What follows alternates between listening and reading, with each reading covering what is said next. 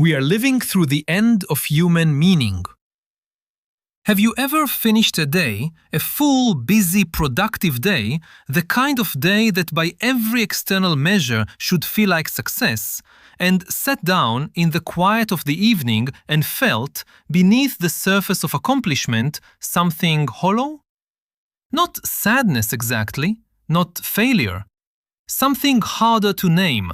A sense that all the motion, all the doing, all the checking of boxes and meeting of expectations and performing of your role in the vast machinery of modern life had somehow failed to touch the thing that actually needed to be touched. That the day had been full and you had somehow been empty throughout it. If you have felt this, you're not alone, and more importantly, you're not broken. What you're feeling is not a personal failure of gratitude or perspective or mental health, though our culture will often try to convince you that it is.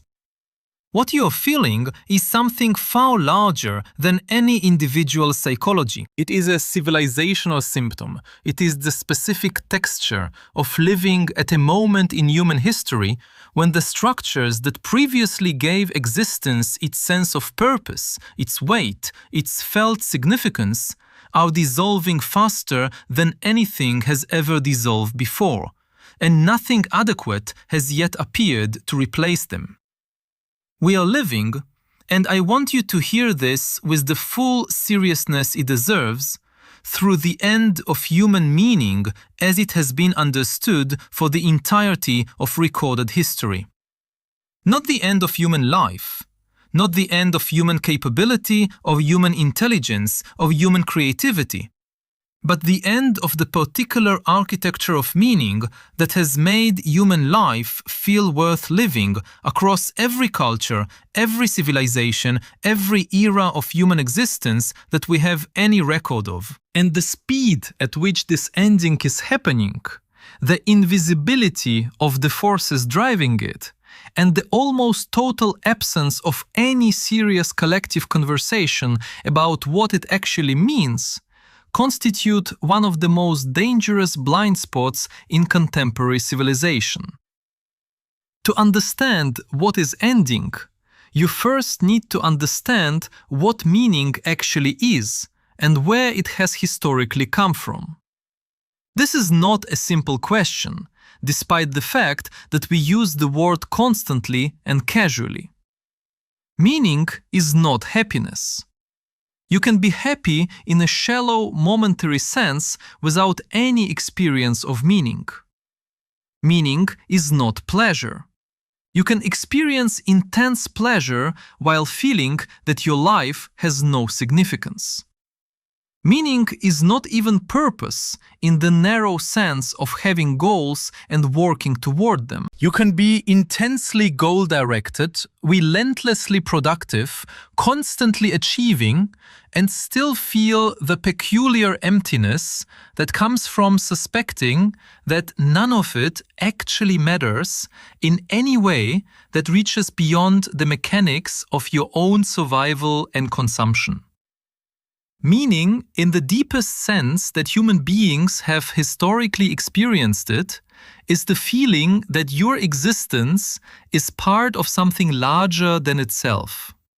That the story of your life is a chapter in a story that matters, that extends beyond you, that connects you to other people, to history, to the future, to something that transcends the brief, fragile arc of your individual existence. Throughout all of human history, until extraordinarily recently, this feeling was generated and sustained by a small number of powerful sources. Sources so fundamental to human life that most people never needed to think consciously about them because they were simply the water in which human existence swam. The first and perhaps most ancient source of meaning was the story of the cosmos itself. For most of human history, every culture that we have any record of understood the universe to be a place that was fundamentally oriented toward human beings. The stars moved according to patterns that could be read as messages. The seasons turned in rhythms that reflected a larger order in which human life had a place and a purpose. The natural world was not an indifferent physical system operating according to mathematical laws that had no knowledge of human existence. It was a living context within which human beings were participants, observers, and, in many traditions, the very reason the whole thing was happening at all. This cosmic story placed every human life, however humble, however brief, however apparently insignificant, within a framework of ultimate significance. You were not an accident of chemistry. You were a presence in a universe that knew you existed. The second source of meaning was the community. For most of human history, the individual did not experience themselves primarily as an individual in the modern sense, as a sovereign unit of consciousness whose inner life and personal preferences constituted the primary reality of existence. They experienced themselves as members, as participants in a web of relationships, obligations, roles, and shared stories that extended backward into a past they had inherited and forward into a future they were helping to create. Your identity was not something you constructed from scratch through personal choice. It was something you were born into, that was given to you by your family, your tribe, your village, your people. And this givenness, which modern individualism has taught us to experience as a constraint on personal freedom, was in fact one of the most reliable generators of the feeling of meaning that human beings have ever known. You knew who you were because you knew where you came from and who you belonged to. You knew why your existence mattered because you could see concretely and immediately the people whose lives your existence shaped and sustained. The third source of meaning was work, understood not in the modern economic sense of labor performed in exchange for compensation, but in the deeper sense of craft, of contribution, of the particular satisfaction that comes from making something, building something, tending something that outlasts the moment of its making. The farmer who planted a field was not merely performing a task. They were participating in the ancient human project of coaxing sustenance from the earth, connecting themselves to the generations who had farmed the same land before them and the generations who would farm it after. The craftsman who shaped wood or stone or metal was not merely producing a product. They were exercising a skill passed down through generations, adding their specific contribution to a tradition that transcended any individual practitioner.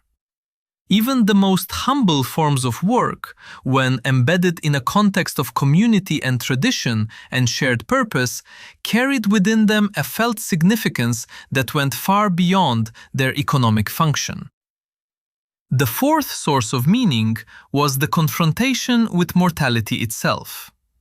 This may seem paradoxical, but it is one of the most consistent findings of the philosophical and religious traditions that have thought most carefully about human meaning. The knowledge that your time is limited, that the people you love will die, and that you yourself will die, that every moment is singular and unrepeatable, has historically functioned not primarily as a source of despair, but as a generator of urgency, weight, and significance. Because you will die, because everyone you love will die, this particular conversation, this particular sunset, this particular embrace, this particular moment of understanding between two human beings matters. It has a weight that it could not have if time were infinite. Mortality is not the enemy of meaning. In a very real sense, it is one of its primary sources. These four sources of meaning, the cosmic story, the community, the craft of purposeful work, and the weight given to existence by mortality, have been present in some form in virtually every human culture in every era of recorded history. They are not cultural inventions that some societies happen to stumble upon. They are structural features of human psychology, responses to the specific conditions of human existence that have proven, across vast cultural distances and historical spans, to generate the felt sense of living a life that matters. And all four of them are currently under a form of assault so comprehensive and so accelerating that it is not an exaggeration to describe what is happening as the systematic dismantling of the foundations of human meaning. Begin with the cosmic story. The scientific revolution, which is among the greatest achievements of human civilization by any measure, has also been, at the level of lived human experience, a sustained and comprehensive process of displacement. The Earth is not the center of the universe. The universe did not come into being for human purposes. The emergence of life on Earth was not a designed event, but a consequence of chemical processes operating over geological timescales. The human species is not the pinnacle of a purposeful creation, but a recent branch on an evolutionary tree that has been pruning itself without intention or direction for approximately 4 billion years. Human consciousness, which we experience as the most immediate and undeniable reality in existence, is, according to the best available neuroscience, an emergent property of biological processes that have no intrinsic awareness of the meanings they generate. None of this is wrong. None of this is something we should wish away or pretend is otherwise. The scientific understanding of the universe is one of the genuinely extraordinary achievements of the human mind and the world it has revealed, vast, ancient, strange, and beautiful in ways that no pre-scientific cosmology could have anticipated, is in many respects more awe-inspiring than the cozy, human-centered universe it replaced. But at the level of lived human experience, at the level of the felt sense of whether your existence has a place and a purpose in the larger scheme of things, the scientific picture has removed something that the human psyche depended on without providing an adequate replacement. You are a temporary arrangement of matter on a small planet orbiting an unremarkable star in one of 200 billion galaxies. The universe does not know you exist. It will not notice when you are gone. And the entire history of human civilization, every war and love affair and philosophical insight and artistic achievement, represents a fraction of a fraction of a fraction of the history of a universe that was indifferent to all of it. This is true, and it is, at the level of felt experience for many people, devastating. Now consider what is happening to the community. The social fabric that previously embedded individual human lives in webs of relationship, obligation, and shared identity has been unraveling for decades under the combined pressures of economic mobility, urbanization, digital communication, and the relentless cultural promotion of individual autonomy as the highest human value. People move from the communities where they grew up to pursue economic opportunities in cities where they know no one.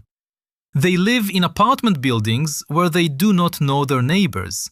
They change jobs, cities, and relationships multiple times in a single decade.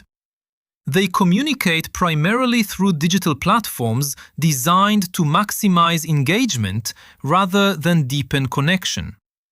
They choose their identities from a vast menu of possibilities rather than inheriting them from a community that knows them and claims them. And at the end of all this freedom, all this mobility, all this liberation from the obligations and constraints of traditional community, many of them find themselves profoundly, structurally alone. Surrounded by acquaintances and followers and contacts, but lacking the deep, slow, tested relationships through which the feeling of being truly known and truly belonging has historically been generated. Loneliness is now described by researchers as a public health crisis in the wealthiest and most individually free societies in human history. This is not a coincidence. It is the predictable consequence of dismantling the structures that previously generated belonging without providing anything adequate to replace them. The digital connections that were supposed to compensate for the dissolution of physical community have proven consistently and across enormous research bodies to generate a pale and often actively harmful simulacrum of the belonging they promised. You can have 10,000 followers and feel more alone than a medieval peasant who never traveled more than 30 miles from their birthplace. Because the medieval peasant was known, was claimed, was part of something that extended beyond their individual life in ways that follower counts and engagement metrics have proven entirely incapable of replicating. Now consider what is happening to work as a source of meaning. The modern economy has already done considerable damage to the relationship between work and meaning by transforming most labor into specialized, fragmented tasks, whose connection to any larger human purpose is invisible to the person performing them.